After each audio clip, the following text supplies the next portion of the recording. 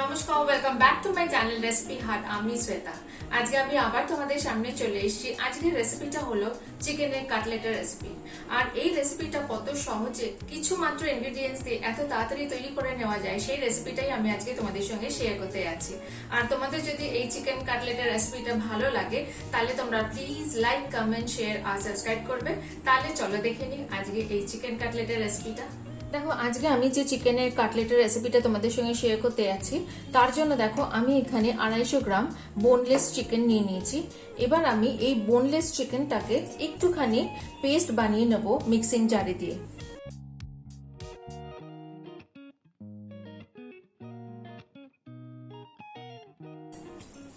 এবার আমি এই পেস্টটা তৈরি করে তোমাদের আমি দেখাচ্ছি। চিকেনটাকে আমি কিন্তু খুব একটা ফাইন পেস্ট করিনি, মোটামুটি পেস্ট করে নিয়েছি। এবার আমি এটা চিকেনের পেস্টটাকে আমি এখানে শিফট করছি।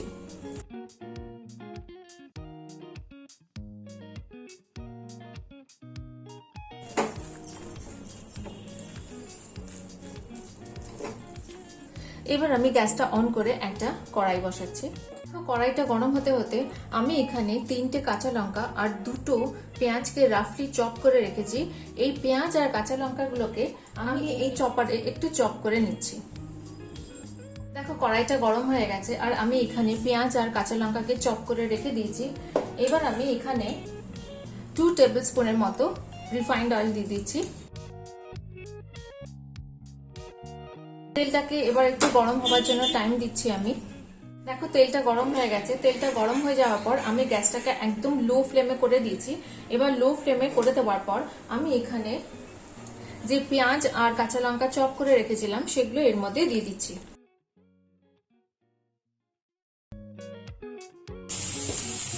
দিয়ে আমি এগুলো একটু গোল্ডেন ব্রাউন করে ফ্রাই করে নেব আমি। দেখো, মোটামুটি পেঁয়াজের কালার চেঞ্জ হয়ে এসছে।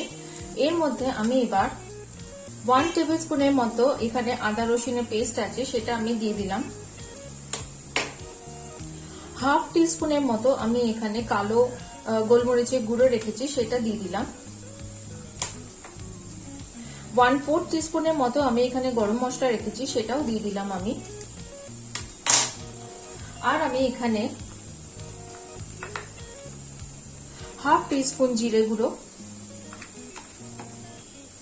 হাফ টিস্পুন লঙ্কার গুঁড়ো, 1/4 টিস্পুন হলুদের গুঁড়ো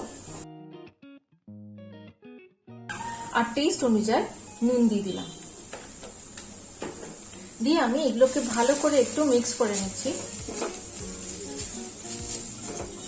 লঙ্কার গুঁড়ো তোমরা তোমাদের ইচ্ছা মতো দিতে পারো। আমি এখানে বেশি দিলাম না, কারণ আমি এর আগেও 3টে কাঁচা লঙ্কা দিয়েছি।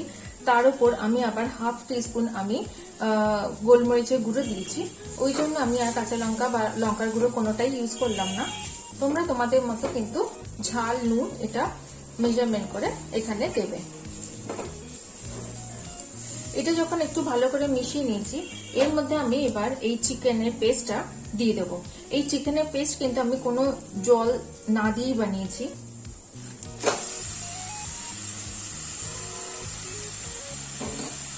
এবার আমি এটাকে একদম লো ফ্লেমে খুব ভালো করে আমি এটাকে একটু ফ্রাই করে নেব। এখানে কিন্তু এক ফোঁটাও জল পড়বে না। একদম যতক্ষণ না ড্রাই ড্রাই হবে ততক্ষণ কিন্তু আমাকে এইগুলোকে ফ্রাই করে যেতে হবে। এখানে অনেকে ধনেপাতা দেয়, কিন্তু আমি এখানে ধনেপাতাটা ইউজ করলাম না, কারণ আমি এখানে চিকেনের যে একটা নিজস্ব ফ্লেভার আছে ওটা যাতে নষ্ট না হয় সেই জন্য আমি কিন্তু এখানে ধনেপাতাটা দিলাম না। তোমরা ইচ্ছা করলে কিন্তু এখানে ধনেপাতা, পুদিনা পাতা এগুলো কিন্তু দিতে পারো। দেখো, ফ্রাই করতে করতে অনেকটা শুকিয়ে গেছে এটা। এই মোমেন্টে আমি এখানে দেখো 2টো বড় সাইজের আলুকে সেদ্ধ করে আমি ম্যাশ করে রেখেছি। এবার এই সেদ্ধ আলুটাও আমি এর মধ্যে দিয়ে দেবো।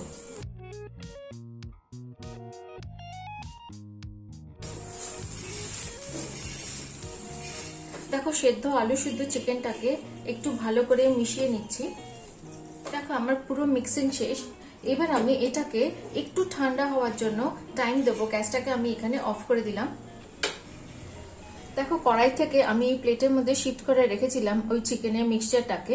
এবার একটু ঠান্ডা হয়েছে, এবার আমি একটু এগুলোকে হাত দিয়ে একটু মেখে নেব। মেখে নিয়ে আমি এবার এগুলোকে শেপ দেব। আমি হাতের মধ্যে একটু তেল লাগিয়ে নিচ্ছি।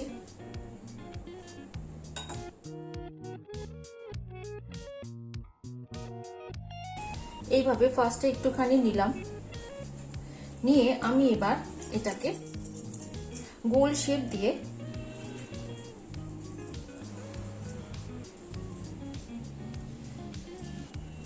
দেখো এরকম শেপ আমি দিলাম কাটলেটে। এটা শেপ তোমরা তোমাদের মানে চয়েস মতোই দিতে পারো, কিন্তু আমার এই শেপটা ভালো লাগে বলে আমি এই শেপটাই দিলাম।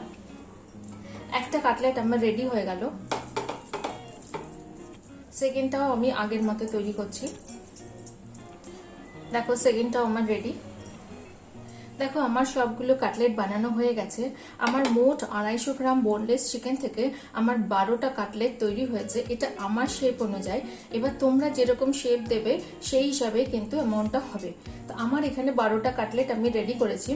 এবার রেডি করার পর আমি এবার কি করব, দেখো এখানে দুটো ডিমকে আমি ফেটিয়ে রেখেছি।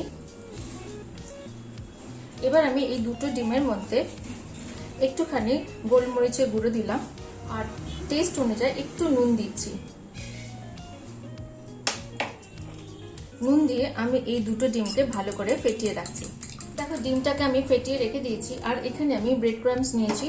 এবার আমি এর মধ্যে হাফ টিস্পুনের মতো আমি গোলমরিচের গুঁড়ো দিলাম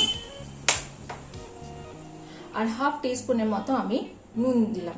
এবার আমি ভালো করে পুরো জিনিসটাকে মিশিয়ে নিচ্ছি। এবার আমি কি করব, এটাকে সাইডে রাখলাম আমি। এবার আমি একটা কাটলেট নিলাম, নিয়ে আমি এটা আস্তে করে ডিমের গোলার মধ্যে ডুবিয়ে দিলাম। খুব সাবধানে করতে হবে, নালে কিন্তু ভেঙে যাওয়ার চান্স আছে। এবার আমি এটা তুলে এই ব্রেড ক্রাম্বসের মধ্যে দিয়ে দিলাম। দিয়ে আমি ভালো করে ব্রেড ক্রাম্বসগুলো দিয়ে কোটিং তৈরি করছি। দেখো কাটলেটের উপর এই ব্রেড ক্রাম্বস দিয়ে একটা ভালো করে কোটিং তৈরি করছি আমি। দিয়ে দেখো আমার একটা কাটলেট আমি রেডি করে রাখলাম। দেখো আমার দুটো রেডি হয়ে গেছে। আর দুটো আমি করে তোমাদের দেখাচ্ছি একটু। দেখো এই একটা কাটলেট নিলাম, নিয়ে আমি এটাকে ডিমের গোলার মধ্যে ডোবালাম খুব সাবধানে। ডুবিয়ে আমি এবার এটা ব্রেড ক্রাম্বসের মধ্যে দিচ্ছি। দিয়ে আমি এটা ভালো করে কোটিংটা আমি করছি।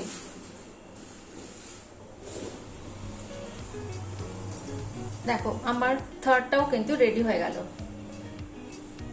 দেখো আমার সব কাটলেট রেডি হয়ে গেছে। এবার রেডি টু ফ্রাই। আমার আজকে এতগুলো কাটলেট লাগবে না, সেই জন্য আমি এটা স্টোর করার জন্য ফ্রিজে ফার্স্টে আমি একটা টিস্যু পেপার নিয়েছি।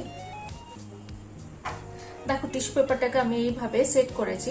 সেট করে আমি এখানে স্টোর করার জন্য রেখে দিচ্ছি। এই চারটেই আমি আজকে ফ্রাই করব। আমার এই চারটেই দরকার, সেই জন্য আমি এই চারটে ফ্রাই করে বাদ বাকিগুলো দেখো আমি এইভাবে স্টোর করে ফ্রিজে রেখে দেবো। যখন আমার দরকার হবে তখন আবার আমি এগুলোকে বার করে ফ্রাই করে নেব। এটা কিন্তু ফ্রিজের মধ্যে 2-3 মাস পর্যন্ত তোমরা রাখতে পারবে। দেখো আমি এখানে কড়াই বসিয়ে কড়াইতে রিফাইন্ড অয়েল দিয়ে দিয়েছি। তেলটাকে আমি এবার একটু গরম হওয়ার জন্য টাইম দেবো। দেখো তেলটা গরম হয়ে গেছে। তেলটা যতক্ষণ গরম না হচ্ছিল ততক্ষণ আমি গ্যাসটাকে হাই করে দিয়েছিলাম। যে মোমেন্টে তেলটা গরম হয়ে গেছে এবার আমি গ্যাসটাকে একদম লো করে দিচ্ছি। লো করে দিয়ে আমি একটা করে এর মধ্যে দিয়ে দিচ্ছি।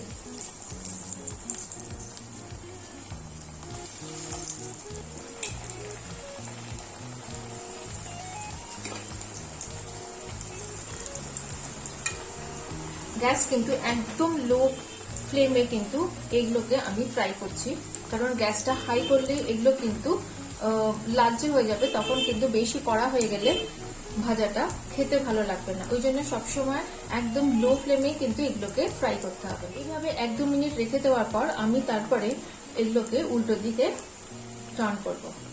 দেখো 2 মিনিট হয়ে গেছে। এবার আমি আবার এগুলোকে উল্টো দিক করে দিচ্ছি।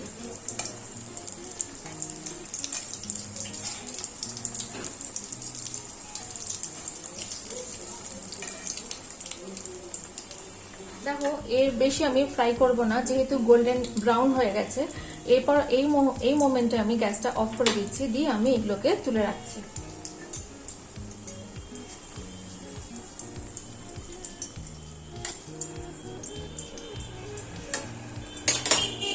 দেখো আমার চিকেনের কাটলেটের রেসিপিটা এখানেই কমপ্লিট হলো। এবার আমি তোমাদের সার্ভ করে দেখাচ্ছি।